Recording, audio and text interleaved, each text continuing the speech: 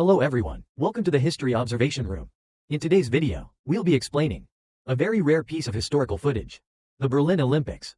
The 1936 Berlin Olympics can be said to have established many of the core traditions of the modern Olympics. For example, the torch relay ceremony of the Olympic flame, and the first ever television broadcast of the Olympic Games. These innovations were officially adopted by the IOC, and are still used today. From the footage, we can see that the opening ceremony of the Berlin Olympics was truly magnificent. The vast stadium was packed with spectators. Huge manned airships flew overhead, a sight never seen before. However, though the event appeared glamorous on the surface, it in fact severely violated the true Olympic spirit, because this Olympics in Germany was held under the rule of Hitler's Nazi Party, and took place under the looming shadow of World War. Although before the Games, many countries called for a boycott. In the end, more than 40 nations still sent over 4,000 athletes to participate. So, before the opening of this Olympic Games, what preparations did Germany and Hitler make for the event? And what kind of influence did this Olympics leave for later generations? In this episode, let's follow this precious historical footage to discuss the topic. This video is fascinating. Be sure to like and save it before watching. If you've been staring at your phone watching videos for too long, your eyes may feel dry and tired. Why not try watching with your ears instead? Open the Geschway music in the lower left corner and switch to pure audio mode with one click. Even with your screen locked, the audio keeps playing. Very convenient indeed. Whether commuting or doing housework, you won't miss any great content. As early as 1896, since Greece's Athens hosted the first modern Olympic Games, countries around the world have competed to host this grand event. The hosting rights were ultimately decided by the International Olympic Committee, which selected the final host city. In 1916, Germany at that time had already won the right to host the 6th Olympic Games. However, due to the outbreak of World War I, that Olympics had to be cancelled. After the war ended, defeated Germany and its allied nations were banned from participating in the Olympics, expelled from the sporting world. It wasn't until 1926 that, through the active lobbying of German sports groups, the Weimar Republic demonstrated Germany's willingness to repent and reform. Later, the International Olympic Committee held a meeting in Lisbon, the capital of Portugal, to discuss whether the defeated nations of World War I were eligible to rejoin the Olympic family. The discussion went smoothly, and without any major obstacles. Germany successfully regained its membership in the IOC. Upon returning to the Olympic stage, Germany participated in the 1928 Amsterdam Olympics in the Netherlands, and surpassed Britain and France on the medal table, winning an impressive second place. After the Amsterdam Olympics, the call to host the Olympics in Germany grew louder, aiming to rebuild the nation's image and show that Germany had successfully moved past the shadows of World War I. At that time, Germany had been isolated since the end of the war, and was seeking ways to rejoin the international community. Though with little success, hosting the Olympics was not only Germany's wish, but also something the IOC supported, recognizing that although Germany lost the war, it still held great influence as a major power.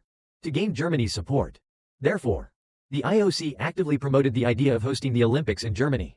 At that time, Britain, the US, and France had all chosen not to apply for hosting. Among the remaining candidate cities, the most well-known were Barcelona in Spain and Rome in Italy. However, by 1928, Mussolini had already overthrown the Italian parliament, and domestic strikes were frequent. Riots continued endlessly, so Rome had no chance left.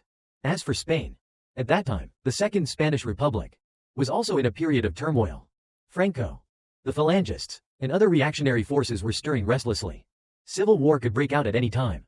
Thus, Spain also lost the chance to host the 1936 Olympics. With the IOC's encouragement, Germany's Berlin finally won the right to host the 1936 Olympic Games. When the news reached Germany, the entire Weimar government was filled with joy and celebration.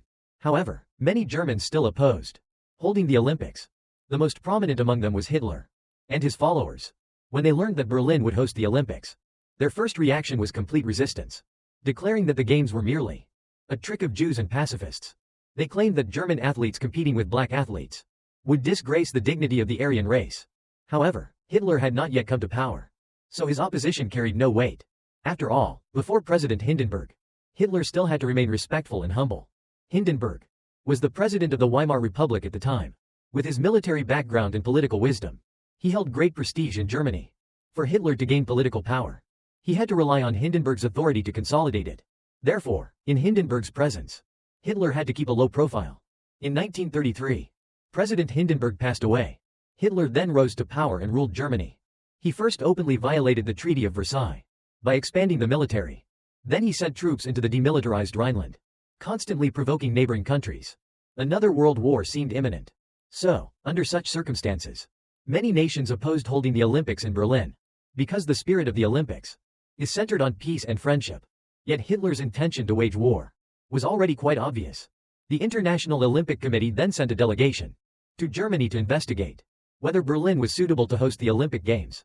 Unexpectedly, when the delegation arrived in Germany, Hitler suddenly announced an unusual stance.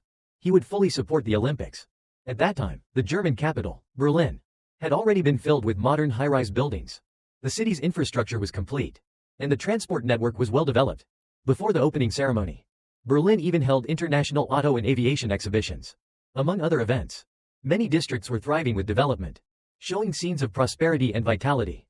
Given this situation, and because the IOC didn't want to lose its influential German members, Hitler saw through their concerns.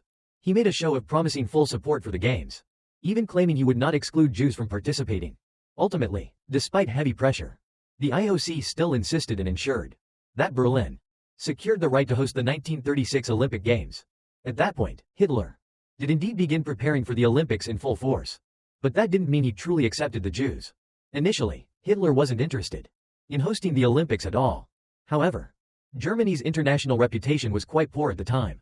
Hitler believed that hosting the Olympics would greatly benefit Germany, especially since building the Olympic infrastructure would create countless jobs. Moreover, it would serve as a global showcase of Germany's strength and image. Additionally, he could use the Olympics to promote his ideology of Aryan racial superiority, the so-called racial supremacy.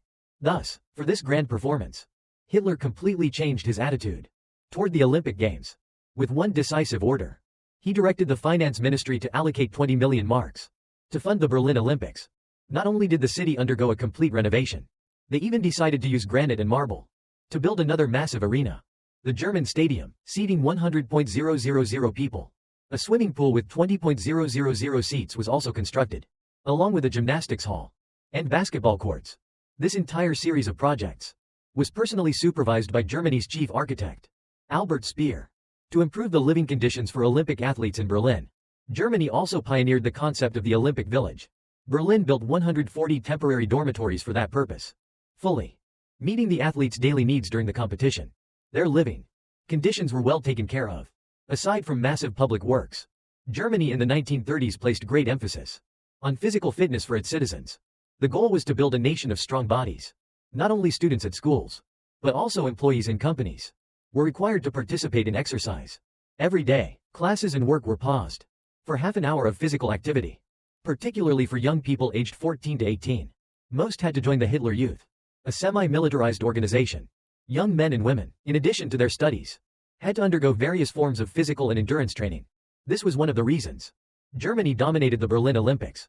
Moreover, whatever else one might say about Hitler, he was a genius when it came to creating a sense of ceremony and spectacle. He pondered deeply. How could this Olympics stand out from all the others? How could it be tied to his ideology of Aryan racial superiority? Then a sports official named Karl Diem offered Hitler a suggestion, and from it, a tradition was born that continues today. The Olympic torch relay. Hitler sent people to Olympia in Greece, the birthplace of the Games, to light the Olympic flame before the Temple of Hera. Then, like a relay race, athletes carried the torch to Berlin.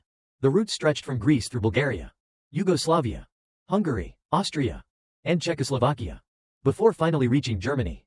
The total distance was 3.075 kilometers, with over 3.000 people participating in the relay. The torch relay of the Berlin Olympics thus became the model for all future Olympic Games. Each host nation since then has poured effort into making it spectacular. It must be said, Hitler's ceremony brilliantly linked modern Germany with ancient Greece's glory. The idea was undeniably ingenious. But ceremonies alone weren't enough. The entire world needed to witness them. So Hitler did something unprecedented. For the first time, the Olympic Games were broadcast worldwide, through both television and radio. This marked a new era in Olympic media coverage. The Games had entered the age of mass communication. On August 1, 1936, the Berlin Olympics officially opened. 4.066 athletes from 49 countries participated. Germany had the largest team, 406 athletes, followed by the United States with 330. On the day of the opening ceremony, the 100,000-seat German stadium was packed to capacity. As the giant Zeppelin airship floated overhead, floodlights illuminated the sky. And above the stadium, a projection showed the mighty symbol of the empire soaring across the arena. It was a breathtaking display of strength and beauty. Yet ironically, Hitler had hoped to use the Olympics to prove Aryan superiority. But the outcome was the opposite. African-American athlete Jesse Owens triumphed in Berlin, winning the 100 meters in 10.3 seconds, the 200 meters in 20.7 seconds, and the long jump with a distance of 8.06 meters. Then, together with his teammates, won the 4x100 meter relay in 39.8 seconds. A total of 4 gold medals. This black athlete, with his outstanding athletic talent, became one of the most talked about figures of the games. Every time Owens crossed the finish line, it was like a silent mockery of Hitler's so-called theory of Aryan superiority. It is said that Hitler, furious, left the venue early and refused to shake his hand. Sportsmanship knows no borders and no race. Even German athletes, competing on their home turf, cheered passionately for their black rival when he claimed victory. Although the organizers' conduct displeased much of the world, the athletes from every nation still gave their all to represent their countries. Yet even so, none could surpass the Germans, who seemed almost divinely aided to become the ultimate victors of the games. By the time the event concluded on August 16, German athletes had earned, across all competitions, a total of gold medals: 33 gold, 26 silver, and 30 bronze, topping the overall medal standings. This was partly because, before the games, Hitler had declared internally that under no circumstances should Jewish or black athletes win gold medals. Every effort had to be made to ensure the great Germanic race achieved ultimate victory. However, putting ideology aside, from a purely athletic perspective, the Berlin Olympics could indeed be considered a tremendous success. First, it pioneered live Olympic broadcasting on television. At that time, Germany's most renowned filmmaker, Leni Riefenstahl, served as the chief director. Riefenstahl produced a documentary about the Berlin Olympics, titled Olympia, which went on to win Best Film at the 6th Venice International Film Festival, and is regarded as a masterpiece of both artistry and historical value. It remains an invaluable record for researchers studying that period of history. Second, the torch relay. Berlin 1936 was the first Olympics to introduce the torch relay tradition, passing the Olympic flame from hand to hand. This custom was born here and was later enshrined by the IOC as one of the official elements of the Olympic opening ceremony. Third was the establishment of the Olympic Village. Before this, athletes typically stayed in nearby hotels or borrowed local school dormitories with limited living conditions. But Hitler, wanting to provide more comfortable accommodations, personally ordered the construction of an Olympic Village. This initiative not only fulfilled the early vision of Pierre de Coubertin, the father of the Olympics, but also marked an important turning point in Olympic history. Alright, that's all for today's video. Thanks for watching.